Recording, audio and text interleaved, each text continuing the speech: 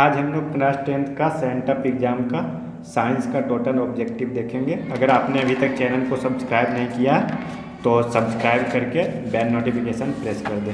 तो चलिए एक नंबर से चलते हैं। प्रकाश के परावर्तन के नियमों की संख्या है। तो देखिए परावर्तन के भी दो नियम हैं एंड अपवर्तन के भी दो ही नियम है। तो परावर्तन के दो और अपवर्तन के दो। प्रकाश का वेग सबसे अधिक होता है, तो सबसे अधिक होता है शून्य या निर्वात में, उसके बाद वायु में, फिर कांच में, तब मिट्टी में। प्रकाश का वन विक्षेपण किस उपकरण से संभव होता है? तो प्रिज्म से, ठीक है। और इसी प्रिज्म का जो कार्य होता है, इसी के कारण इंद्रधनुष का निर्माण होता है। सामान्य नेत्र के लिए दृष्टि की न्यूनतम दूरी होती है 25 सेंटीमीटर, यानी न्यूनतम दूरी अगर आँख से आपको देखना है एकदम साफ साफ तो आपको कम से कम 25 सेंटीमीटर की दूरी पर रखना होगा वस्तु को। एक प्रिज्म कितने सतहों से घिरा होता है? तो एक प्रिज्म 5 सतहों से घिरा होता है। किस दर्पण से हमेशा वस्तु से छोटा प्रतिबिंब प्राप्त होता है? तो उत्तल से। समतल से बराबर, अवतल से बड़ा और छोटा दोनों प्राप्त हो सकता है, लेकिन उत्तल से हमेशा केवल छोटा प्रतिबिंब ही प्राप्त होता है। विद्युत विभव है, तो विद्युत विभव है एक स्केलर क्वांटिटी इकाई जिसमें कोई भी दिशा इसकी ज्ञात नहीं होती है। नंबर 8 साइड मिरर के रूप में प्रयुक्त होता है। तो साइड मिरर के रूप में देखिए उत्तल लेंस, उत्तल दर्पण। साइड मिरर के रूप में हम लोग क्या प्रयोग करते हैं? उत्तल दर्पण। और अगर आपको पूछा जाए नाई क्या यूज करता है? तो अवतल दर्पण, ठीक है।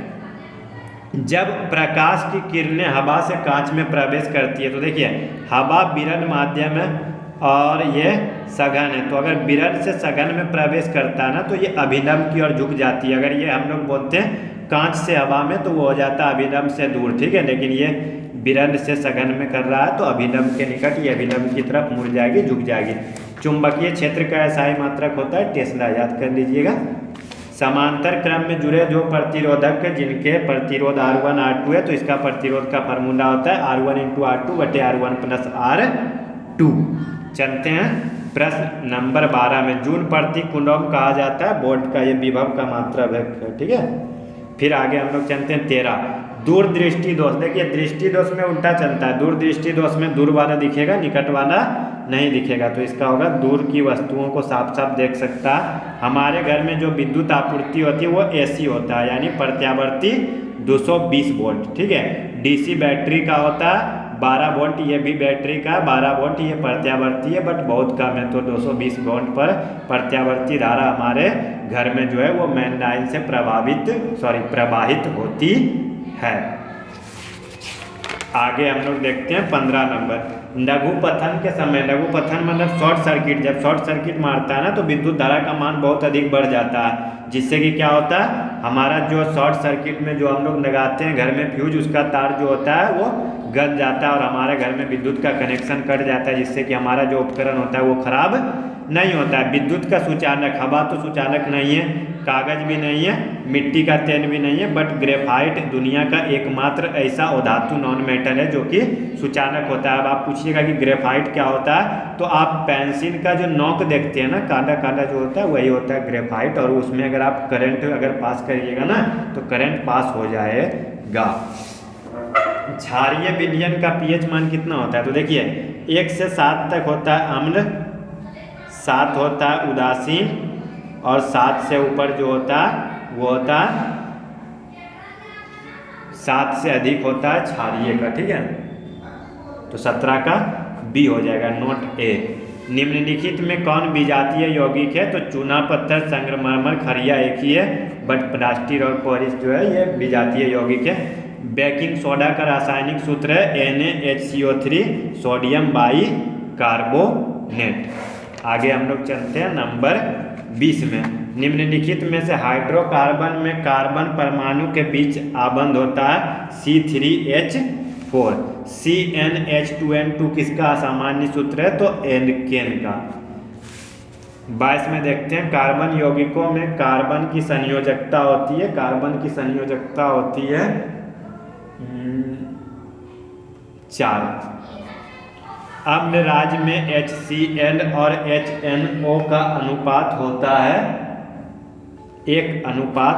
3। हमारा शरीर पीएच मान किस सीमा में सही तरीके से कार्य करता है, तो 7 से 7.8। अगर ये थोड़ा बहुत ऊपर नीचे होता है तो आदमी बीमार हो सकता है। कौन सी अधातु कमरे के ताप पर द्रव में रहती है? अगर अधातु है तो ब्रोमीन, और अगर धातु पूछे तो ये होता है पारा यानी मर्क्यूरी। ठीक है, यानी दुनिया का ऐसा दो ही अधातु और धातु है, धातु में पारा और अधातु में ब्रोमीन, जो कि कमरे के ताप पर द्रव अवस्था में रहती है। पारा जो कि आपका थर्मामीटर में होता है, और ब्रोमीन के बारे में पता नहीं कहाँ होता है, बट ब्रोमीन एक ऐसा अधातु है जो कि कमरे के ताप पर द्रव अवस्था में होती है। एसीटल्डिहाइड का यूएपीएससी नाम है एथेनॉल। ठीक है, निम्नलिखित में कौन सी गैस धातुओं के बैंडिंग में प्रयुक्त होती है? तो धातुओं के बैंडिंग में हम लोगों का प्रयुक्त होता है एथाइन। आगे हम लोग चलते हैं नंबर 28 में, निम्नलिखित में किस वैज्ञानिक ने तिर्यक नियम दिया था? तो तिर्यक नियम दिया था डोबरेनर ने। मेंडलीव की आवर्त सारणी में आवर्त की टोटल संख्या है 7। कोयला तथा पेट्रोलियम में देखिए जीवों का ईंधन होता है, यानी जीवों का इसमें भाग होता है, तो ये होगा जीवाश्म ईंधन। निम्नलिखित में प्राकृतिक संसाधन है, तो देखिए वायु भी प्रकृति से मिलता है, जल भी और मृदा भी, तो इनमें से सभी। कैल्शियम की परमाणु संख्या होती है 20 Ca। ठीक है, आगे हम लोग देखते हैं नंबर 33। स्वपोषी पोषण के लिए आवश्यक देखिए क्लोरोफिल भी चाहिए, कार्बन डाइऑक्साइड भी चाहिए, पानी भी चाहिए और सूर्य का प्रकाश भी चाहिए, तो इनमें से सभी।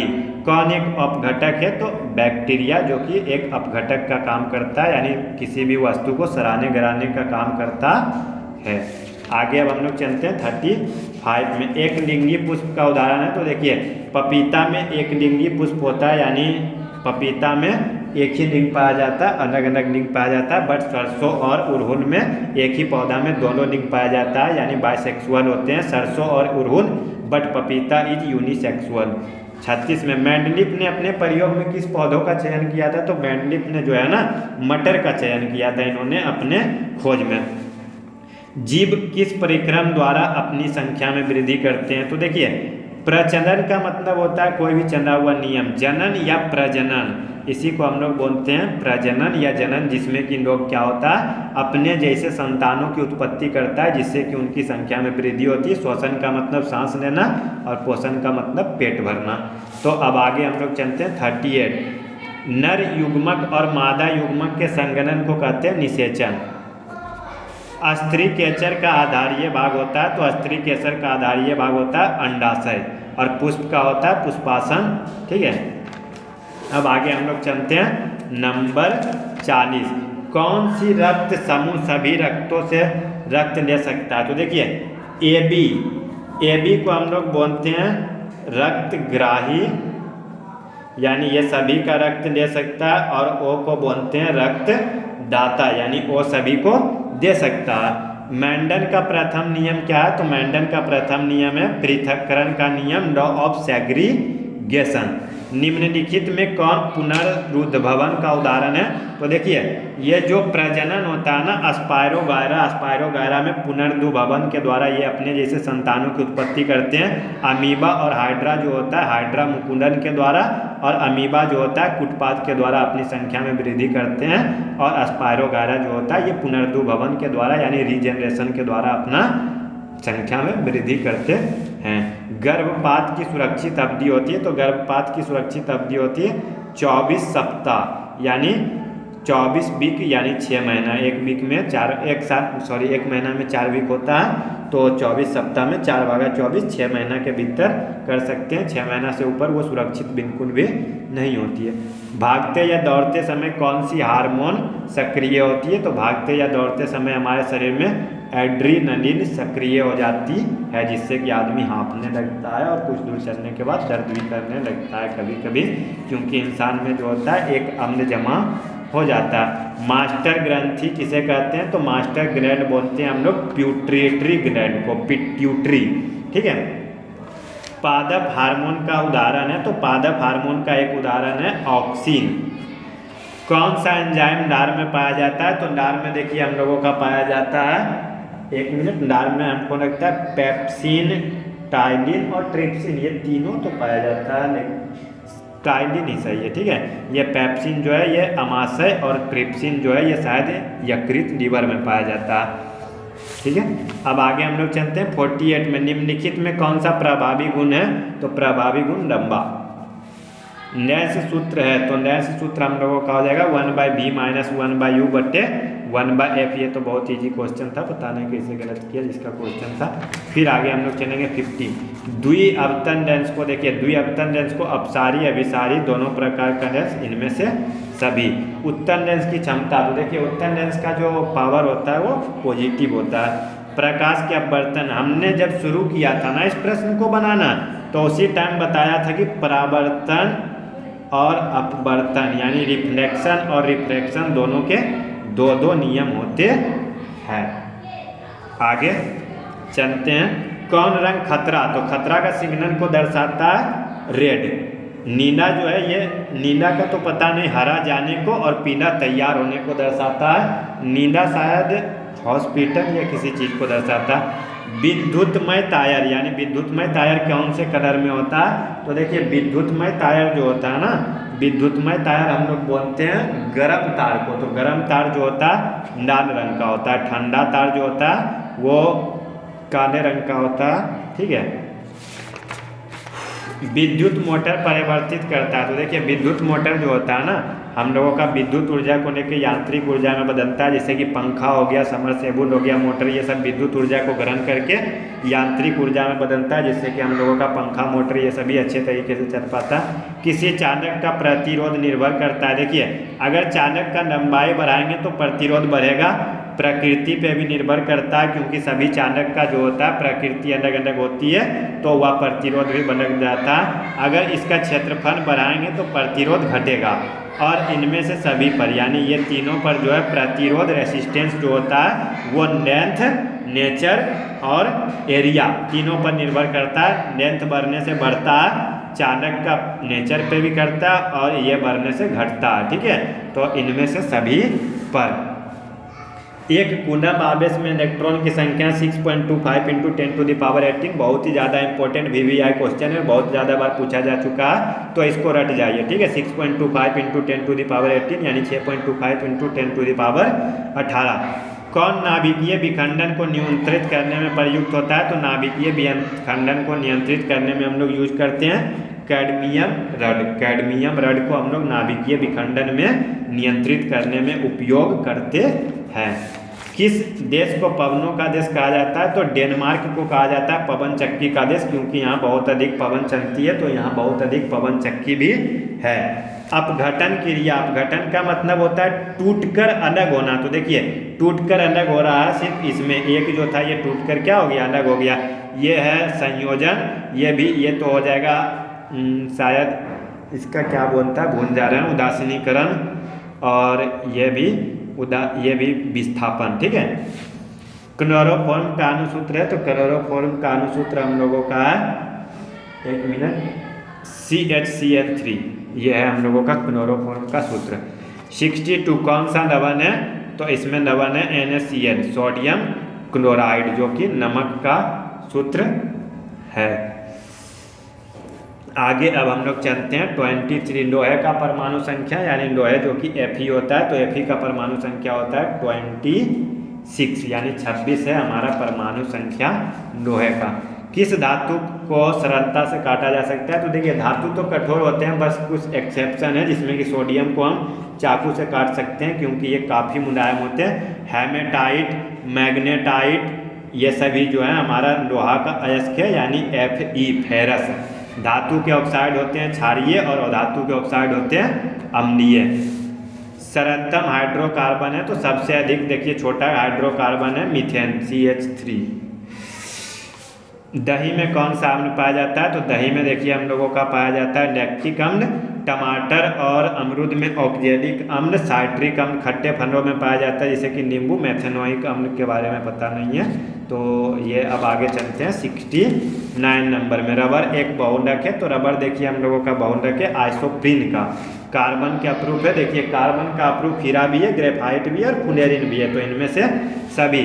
मनुष्य में गुणसूत्रों की संख्या पाई जाती है 23 पेयर्स, यानी 23। अगर जोड़ा पूछता तो 23, लेकिन अगर संख्या पूछा है तो 46, 23 2 जा 46, यानी ताश दूनी 46 गुणसूत्र पाए जाते हैं और ताश जोड़ा गुणसूत्र पाए जाते हैं। निम्नलिखित में कौन उत्सर्जी अंग है? तो अग्नाशय, वृक्क, आंख और नाक। आंख और नाक तो ये क्या हम लोगों का सेंस ह्यूमर है, यानी सेंस जो ऊपर वाला होता है, आंख से हम लोग देखते हैं, अग्नाशय भी नहीं है, वृक्क से हम लोग उत्सर्जित करते हैं।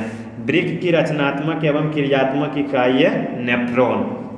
अब हम लोग चलेंगे 74 में। पाचन क्रिया पूर्ण होती है छोटी आंत में, उसके बाद जब बड़ी आंत में जाता है तो हम लोगों का जो यानी उपयोगी पदार्थ होता है वो उसको सोख लेता है, फिर आगे बढ़ा देता है। उच्च रक्तचाप को कहते हैं हाइपर टेंशन, यानी जिसे आप सुने होंगे घर में कि किसी इंसान का ब्लड प्रेशर घट जाता है तो उसे बोलते हैं हाइपोटेंशन, और किसी का बढ़ जाता है तो उसे बोलते हैं हाइपरटेंशन, और किसी का होता है कि अचानक जो अटैक आता है ना तो वो होता है हार्ट अटैक, हृदयाघात।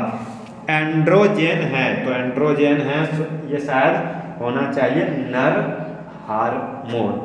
आगे अब हम लोग चलेंगे 77। सबसे छोटी अंतःस्रावी ग्रंथि है, तो पिट्यूटरी ग्रंथि है हमारी सबसे अधिक छोटी अंतःस्रावी ग्रंथि इन चारों में से। पुरुष का मैथुन अंग है, यानी पुरुष का जो कॉपुलेटरी ऑर्गन है जिसे कि हम लोग मैथुन में उपयोग करते हैं वो होता है सीसा।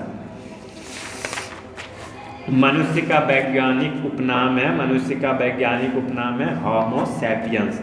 बीजपत्र का कार्य, बीजपत्र जो है वो बीज को सुरक्षा का जिम्मा होता है बीजपत्र का, जिसे हम लोग इंग्लिश में बोलते हैं कॉटिलेडोन। तो ये था आज हम लोगों का साइंस का कंप्लीट ऑब्जेक्टिव सॉल्यूशन। अगर आपको कोई भी प्रॉब्लम है तो आप कमेंट सेक्शन में बता सकते हैं, हम आपको टोटल 80 में से 80 सॉल्यूशन बताएं। अगर आपको किसी का भी आंसर में डाउट है तो आप हमें कमेंट में बता सकते हैं, नहीं तो अगर आपको वीडियो पसंद आई हो तो वीडियो को एक लाइक अवश्य करें, और इसी तरह की और वीडियो देखने के लिए चैनल को शेयर एंड सब्सक्राइब करें। धन्यवाद, जय हिंद। मिलते हैं नेक्स्ट वीडियो में, बाय बाय।